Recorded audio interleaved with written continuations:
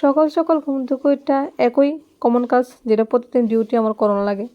আর প্রতিদিন করি না, কিছু কোনো দিন মাও করে এলা, বেশিরভাগই মা করে এলা, মাঝে মাঝে আমি করে এদিকে আইলে আর কি, মানে বাবা বাড়িতে আর কি। বাবা বাড়ি ভারী মজা।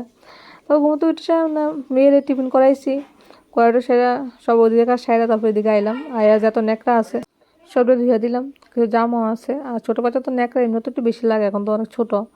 আর এদিকে মেয়ে স্নানের জলও রোদ্দুর দিয়ে রেখেছে, এখন তো রোদ্দুর জল দিয়ে স্নান করাই। দেখো আমার অবস্থা। তারপর দেখলাম গাছের মধ্যে অনেক ফুল, আর আমার তো ফুল মানে গাছের থেকে পাড়তে অনেক ভালো লাগে। তো আগের ভিডিও তো কইছি, তো আমি কিছু করি আর না করি, ফুল দিয়ে আমি পারি। আমার ফুল তুলতে মানে একটু বরাবরই বেশি ভালো লাগে আর কি।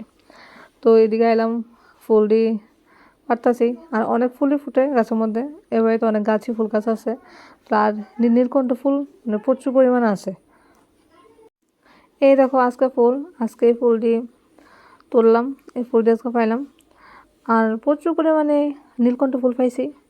তারপরে দিয়ে সব সাইরা মেয়েদের একটু খাওয়াইয়া ঘুম পাড়িয়ে দিয়া মার কাছে দিয়ে সেটা আমি যাইতেছি গা হসপিটাল। তো আই বললাম হসপিটাল আইসি কেটে থাইরয়েড টেস্ট করাতাম, কারণ প্রেগনেন্সি টাইম থেকে আমার থাইরয়েড আসলো, এখন আসে কিনা আবার টেস্ট করাম। তারপরে দেখো এদিকে প্রচণ্ড পরিমাণে বৃষ্টি শুরু হয়ে গেছে গা, মানে প্রচুর বৃষ্টি, যাইতে ভালো আসলাম ওদিকে বৃষ্টি। তারপরে মেয়ে লেগে লয়ে এলাম একটা সেরিলাক, সেরিলাকটা শেষ হয়ে গেছে, আমি যাতে গেছি তো লয়ে এলাম। আর এদিকে দেখো কী পরিমাণে জল জমছে আমরা রাস্তাটার মধ্যে। এদিকে একটু বৃষ্টি না হইতেই জল জমে জায়গা, বৃষ্টি আর বৃষ্টি। তো আজকের ব্লগটা এতটুকুই, বাই।